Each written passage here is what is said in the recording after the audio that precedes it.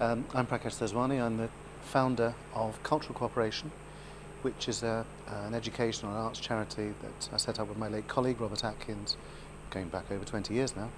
And its purpose was to try and get to grips with the changing world that we live in, especially in places like London. The presence of many different cultures in places like London is both a spur and a threat, actually, to intercultural activity.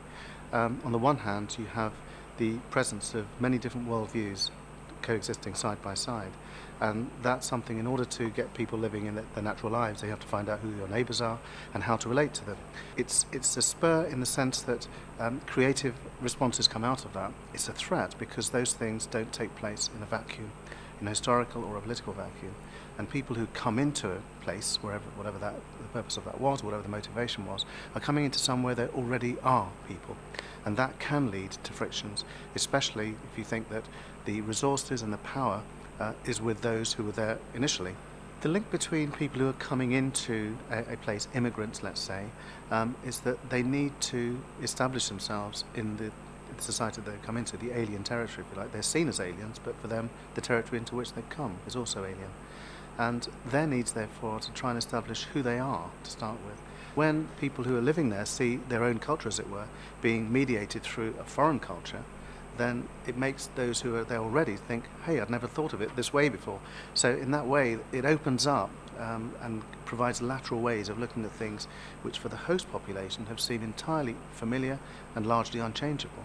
What I think it does is that it enables people not to get so hung up or tied to a particular cultural expression as being the only thing and the only way it can be done. And that, I think, is quite a liberating thing, and does allow people to think, hey, I can also be an individual and start being creative. But there are different practical examples of how that has worked and continues to work in practice all over Britain, and particularly in London, and over the last 30 or 40 years. A classic example of that, of course, is the Notting Hill Carnival. When you look across a field in central London, which is full of maybe 200 cultures sitting side by side, entirely comfortable in each other's company, and actually nervously just realising that they're sitting next to someone from a part of the world that they would never normally dream of sitting next to, and yet it's entirely natural. And what the festival therefore allows is a safe and fertile contact zone in which people can just say, actually, it's quite fun sitting next to someone who's a Rastafarian or a Sikh or whatever, and I would never think of approaching them normally, but in this setting it seems entirely natural.